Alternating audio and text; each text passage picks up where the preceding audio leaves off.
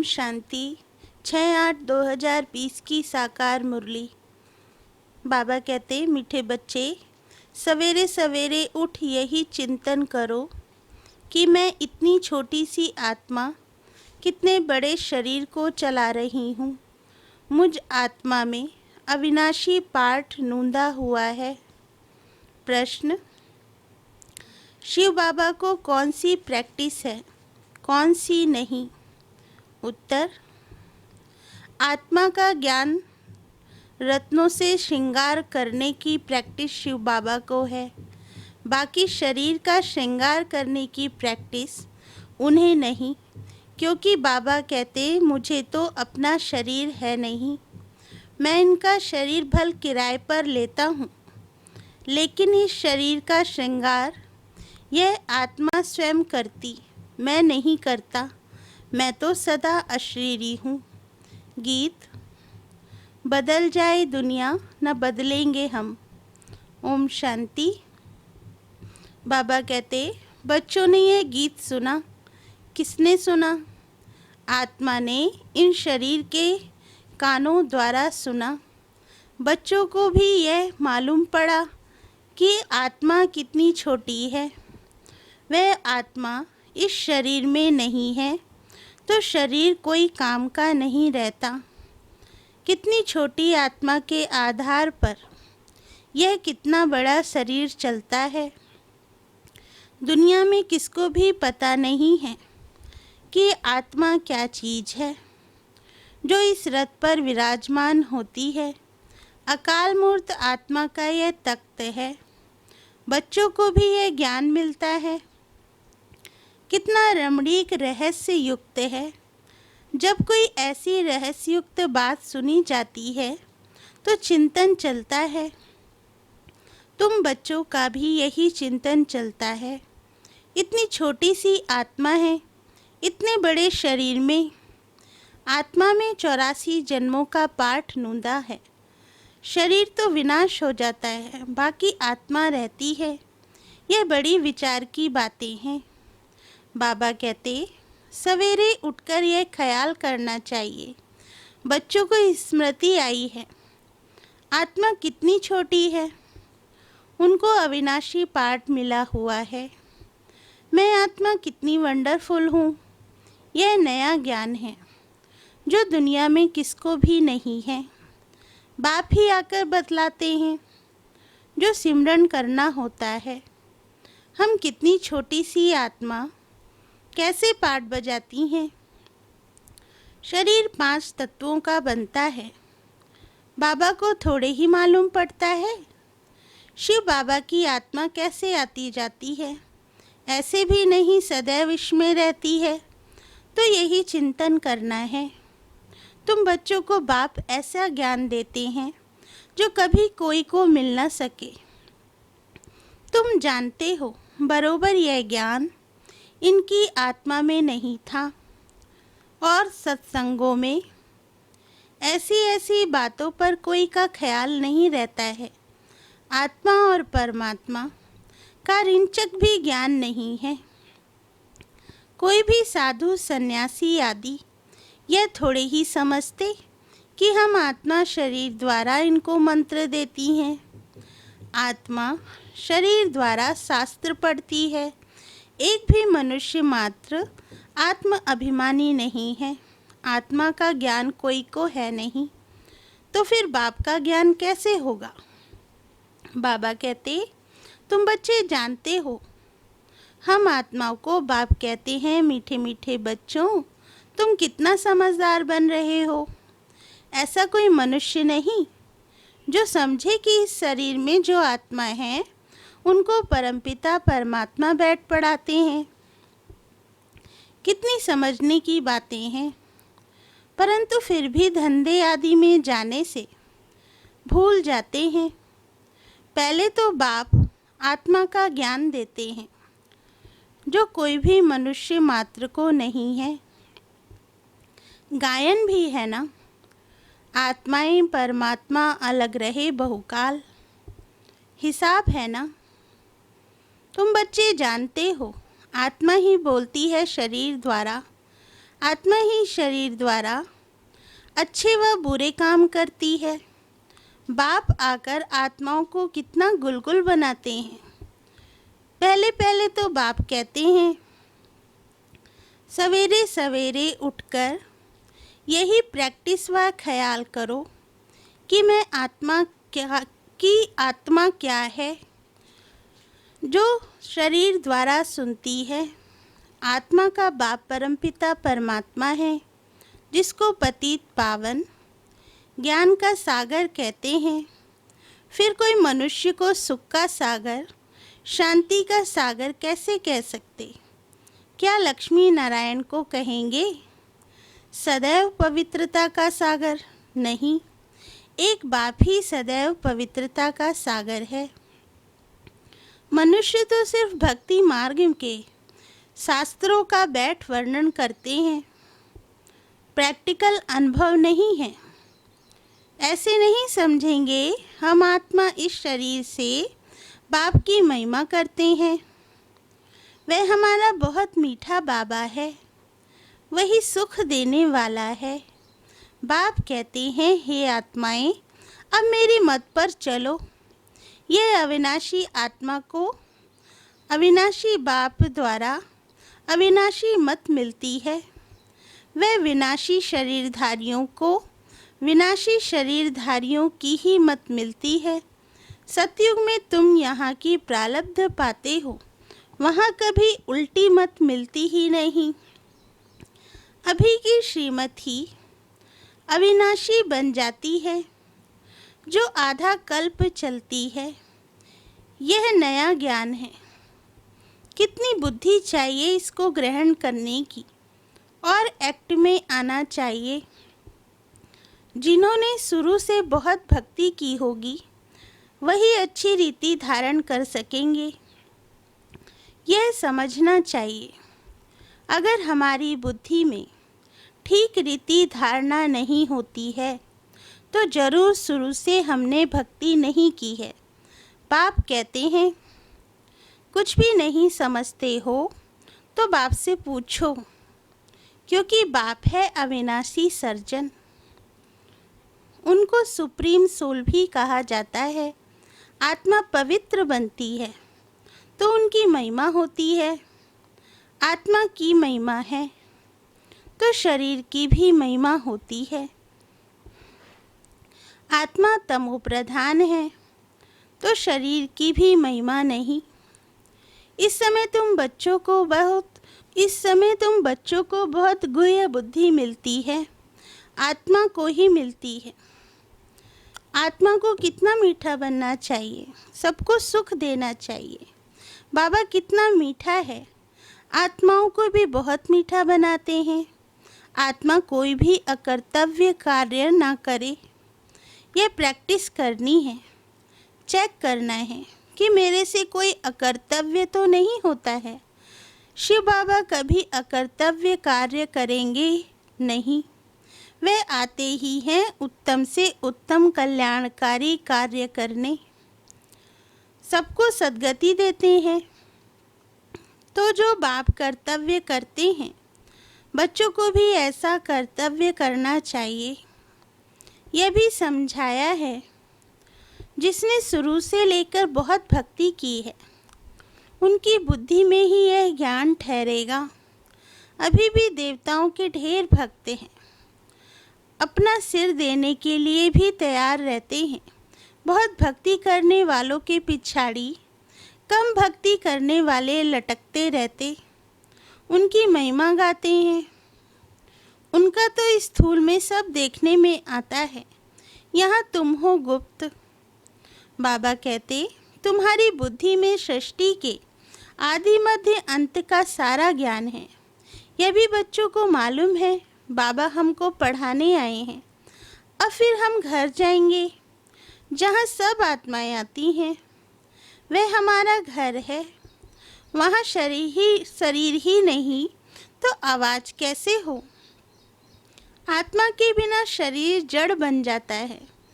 मनुष्य का शरीर में कितना मोह रहता है। आत्मा शरीर से निकल गई तो बाकी 5 तत्व उन पर भी कितना लव रहता है। स्त्री पति की चिता पर चढ़ने लिए तैयार हो जाती है। कितना मोह रहता है शरीर में। अभी तुम समझते हो नष्टो मोहा होना है सारी दुनिया से। यह शरीर तो खत्म होना है, तो उनमें मोह निकल जाना चाहिए ना। परंतु बहुत मोह रहता है। ब्राह्मणों को खिलाते हैं, याद करते हैं ना, फलाने का श्राद्ध है, अब वे थोड़े ही खा सकते हैं। तुम बच्चों को तो अब इन बातों से अलग हो जाना चाहिए। बाबा कहते, ड्रामा में हर एक अपना पार्ट बजाते हैं। इस समय तुमको ज्ञान है, हमको नष्ट मोहा बनना है। मोहजीत राजा की भी कहानी है ना, और कोई मोहजीत राजा होता नहीं। यह तो कथाएं बहुत बनाई है ना, वे अकाले मृत्यु होती नहीं। वहाँ अकाले मृत्यु होती नहीं, तो पूछने की भी बात नहीं रहती। इस समय तुमको मोहजीत बनाते हैं। स्वर्ग में मोहजीत राजाएं थे, यथा राजा रानी तथा प्रजा ऐसे हैं। वे है ही नष्टो मोहा की राजधानी। रावण राज्य में मोह होता है, वहाँ तो विकार होता नहीं। रावण राज्य ही नहीं, रावण की राजाई चली जाती है। राम राज्य में क्या होता है, कुछ भी पता नहीं, सिवाय बाप के और कोई ये बातें बता ना सके। बाप इस शरीर में होते भी देही अभिमानी हैं। लोन अथवा किराए पर मकान लेते हैं, तो उसमें भी मोह रहता है। मकान को अच्छी रीति फर्निश करते हैं। इनको तो फर्निश करना नहीं है, क्योंकि बाप तो अशरीरी है ना। इनको कोई भी श्रृंगार आदि करने की प्रैक्टिस ही नहीं है। इनको तो अविनाशी ज्ञान रत्नों से बच्चों को श्रृंगारने की ही प्रैक्टिस है। सृष्टि के आदि मध्य अंत का राज समझाते हैं। शरीर तो अपवित्र ही है। इनको जब दूसरा नया शरीर मिलेगा तो पवित्र होंगे। इस समय तो ये पुरानी दुनिया है, यह खत्म हो जानी है। यह भी दुनिया में किसको भी पता ही नहीं है, धीरे धीरे मालूम पड़ेगा। बाबा कहते, नई दुनिया की स्थापना और पुरानी दुनिया का विनाश, यह तो बाप का ही काम है। बाप ही आकर ब्रह्मा द्वारा प्रजा रच नई दुनिया की स्थापना कर रहे हैं। तुम नई दुनिया में हो नहीं, नई दुनिया स्थापन होती है तो ब्राह्मणों की चोटी भी ऊंच है। बाबा ने समझाया है, बाबा के सन्मुख आते हो तो पहले यह याद करना है कि हम ईश्वर बाप के सन्मुख जाते हैं। शिव बाबा तो निराकार है, उनके सन्मुख हम कैसे जाएं? तो उस बाप को याद कर फिर बाप के सन्मुख आना है। तुम जानते हो वह इसमें बैठा हुआ है, यह शरीर तो पतित है। शिव बाबा की याद में ना रह कोई काम करते हो तो पाप लग जाता है। हम शिव बाबा के पास जाते हैं, फिर दूसरे जन्म में दूसरे संबंधी होंगे, वहाँ देवताओं की गोद में जाएंगे। यह ईश्वरीय गोद एक ही बार मिलती है। मुख से कहते हैं, बाबा हम आपका हो चुका।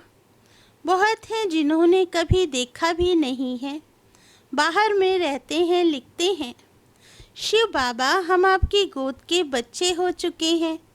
बुद्धि में ज्ञान है, आत्मा कहती है हम शिव बाबा के बन चुके। इनके पहले हम पतित की गोद के थे, भविष्य में पवित्र देवता की गोद में जाएंगे। यह जन्म दुर्लभ है, हीरे जैसा। तुम यहाँ संगम युग पर बनते हो। हीरे जैसा तुम यहाँ संगम युग पर बनते हो। संगम युग कोई उस पानी के सागर और नदियों को नहीं कहा जाता। रात दिन का फर्क है। ब्रह्मपुत्रा बड़े से बड़ी नदी है जो सागर में मिलती है। नदियाँ जाकर सागर में पड़ती हैं। तुम भी सागर से निकली हुई ज्ञान नदी हो। ज्ञान सागर शिव बाबा है। बड़े से बड़े नदी है ब्रह्मपुत्रा। इनका नाम ब्रह्मा है। सागर से इनका कितना मेल है तुमको मालूम है। नदियाँ कहाँ से निकलती हैं? सागर से ही निकलती हैं, फिर सागर में पड़ती हैं। सागर से मीठा पानी खींचते हैं। सागर के बच्चे फिर सागर में जाकर मिलते हैं। तुम भी ज्ञान सागर से निकली हो, फिर सब यहाँ चली जाएंगी। तुम भी ज्ञान सागर से निकली हो, फिर सब वहाँ चली जाएंगी। जहाँ वह रहते हैं वहाँ तुम आत्माएं भी रहती हो। ज्ञान सागर आकर तुमको पवित्र मीठा बनाते हैं। आत्मा जो खारी बन गई है उनको मीठा बनाते हैं। 5 विकारों रूपी छीछी नमकीन तुमसे निकल जाती है तो तुम तमो प्रधान से सतो प्रधान बन जाते हो। बाप पुरुषार्थ बहुत कराते हैं। तुम कितने सतो प्रधान थे, स्वर्ग में रहते थे, तुम बिल्कुल छीछी बन गए हो। रावण ने तुमको क्या बनाया है? भारत में ही गाया जाता है हीरे जैसा जन्म अमोलक। बाबा कहते रहते हैं तुम कौड़ियों पिछाड़ी क्यों हैरान होते हो। कौड़ियाँ भी जास्ती थोड़े ही चाहिए। गरीब झट समझ जाते हैं। साहूकार तो कहते हैं अभी हमारे लिए यहाँ ही स्वर्ग है। तुम बच्चे जानते हो जो भी मनुष्य मात्र हैं सबका इस समय कौड़ी जैसा जन्म है। हम भी ऐसे थे। अभी बाबा हमको क्या बनाते हैं? एम ऑब्जेक्ट तो है ना। हम नर से नारायण बनते हैं। भारत अब कौड़ी जैसा कंगाल है ना। भारतवासी खुद थोड़े ही जानते यहाँ तुम कितने साधारण अबलाएं हो। कोई बड़ा आदमी होगा, उनको यहाँ बैठने की दिल नहीं होगी। जहाँ बड़े बड़े आदमी सन्यासी गुरु आदि लोग होंगे वहाँ की बड़ी बड़ी सभाओं में जाएंगे। बाप भी कहते हैं मैं गरीब निवाज हूँ। कहते हैं भगवान गरीबों की रक्षा करते हैं। अभी तुम जानते हो हम कितने साहूकार थे, अभी फिर बनते हैं। बाबा लिखते भी हैं तुम पद्मा पदमपति बनते हो। वहाँ पर मारा मारी नहीं होती है। यहाँ तो देखो पैसे के पीछे कितना मारा मारी है। रिश्वत कितनी मिलती है। पैसे तो मनुष्यों को चाहिए ना। तुम बच्चे जानते हो बाबा हमारा खजाना भरपूर कर देते हैं। आधा कल्प के लिए जितना चाहिए उतना धन लो, परंतु पुरुषार्थ पूरा करो, गफलत नहीं करो। कहा जाता है ना फॉलो फादर। फादर को फॉलो करो तो यह जाकर बनेंगे। नर से नारायण, नारी से लक्ष्मी बड़ा भारी इम्तिहान है। इसमें जरा भी गफलत नहीं करनी चाहिए। बाप श्रीमत देते हैं तो फिर उस पर चलना है। कायदे कानून का उल्लंघन नहीं करना है। श्रीमत से ही तुम श्री बनते हो। मंजिल बहुत बड़ी है। अपना रोज का खाता रखो। कमाई की या नुकसान किया, बाप को कितना याद किया, कितनों को रास्ता बताया। अंधों की लाठी होना, अंधों की लाठी तुम होना। तुमको ज्ञान का तीसरा नेत्र मिलता है। अच्छा, मीठे मीठे सिकिल दे बच्चों प्रति माता पिता बाप दादा का याद प्यार और गुड मॉर्निंग। रूहानी बाप की रूहानी बच्चों को नमस्ते। धारणा के लिए मुख्य सार। फर्स्ट पॉइंट, जैसे बाप मीठा है ऐसे मीठा बन सबको सुख देना है। कोई भी अकर्तव्य कार्य नहीं करना है। उत्तम से उत्तम कल्याण का ही कार्य करना है। सेकंड पॉइंट, कौड़ियों के पिछाड़ी हैरान नहीं होना है, पुरुषार्थ कर अपनी जीवन हीरे जैसी बनानी है, गफलत नहीं करनी है। वरदान, चैलेंज और प्रैक्टिकल की समानता द्वारा स्वयं को पापों से सेफ रखने वाले विश्व सेवाधारी भव। वरदान का सार, आप बच्चे जो चैलेंज करते हो उस चैलेंज और प्रैक्टिकल जीवन में समानता हो, नहीं तो पुण्य आत्मा के बजाय बोझ वाली आत्मा बन जाएंगे। इस पाप और पुण्य की गति को जानकर स्वयं को सेफ रखो, क्योंकि संकल्प में भी किसी भी विकार की कमजोरी, व्यर्थ बोल, व्यर्थ भावना, घृणा व ईर्ष्या की भावना पाप के खाते को बढ़ाती है। इसलिए पुण्य आत्मा भव के वरदान द्वारा स्वयं को सेफ रख विश्व सेवाधारी बनो। संगठित रूप में एकमत एक रस स्थिति का अनुभव कराओ। स्लोगन, पवित्रता की क्षमा चारों ओर जलाओ तो बाप को सहज देख सकेंगे। अच्छा, ओम शांति।